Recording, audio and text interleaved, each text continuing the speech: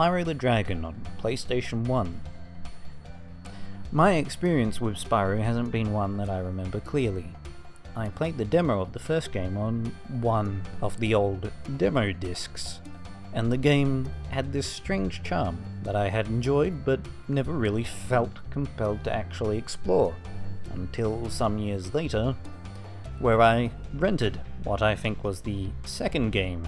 My memories of that are very limited, and haven't stuck with me like my memories of Crash Bandicoot have.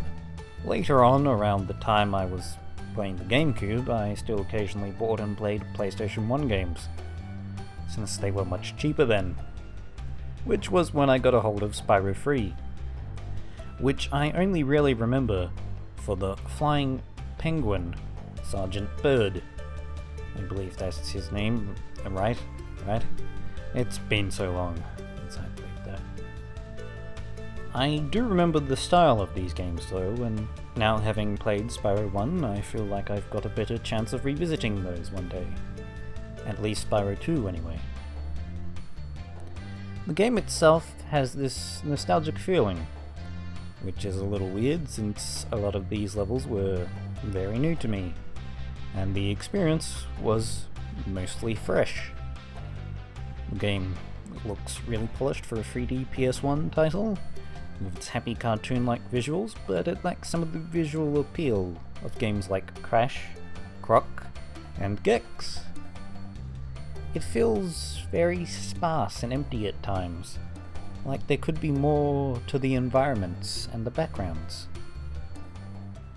Spyro has a great soundtrack, but it's the type of soundtrack where I can't remember an individual tune, but instead I remember the general feel of it, which I noticed quite a bit of from Sony games. Gameplay-wise, Spyro feels good to control, which is impressive in this particular era of gaming. Of course he can be clunky at times, but this is mostly a camera issue. Some jumps also don't have enough leeway, and there are often times where you overestimate your glide and fall to your death, but it doesn't really ever get too annoying. Lives are easy to come by, and the game doesn't really rush you. Nasty Nork has put one of his most devious henchmen in charge of the Artisan world. This is most likely due to the game's collectathon nature. It's no Banjo-Kazooie, but each level has you exploring an area to collect gems and save your dragon friends. Overall, I'd describe the experience as relaxing, with really easy boss fights and levels where you fly around going through hoops and shit. These flying levels vary up the gameplay, and failure doesn't cost you a life. The only thing I found to be an issue gameplay-wise is the supercharge, which is perhaps the hardest thing to pull off, and often not very straightforward. It's not impossible though, and once you actually pull it off there's a nice level of satisfaction.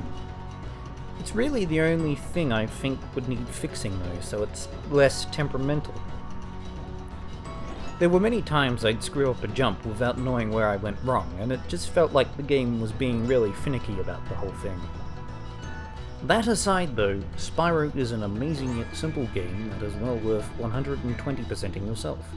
It easily gets my recommendation, especially for those who like to collect and or are platformer enthusiasts. I can't say I was expecting to like it this much though. And that's a very nice surprise, indeed.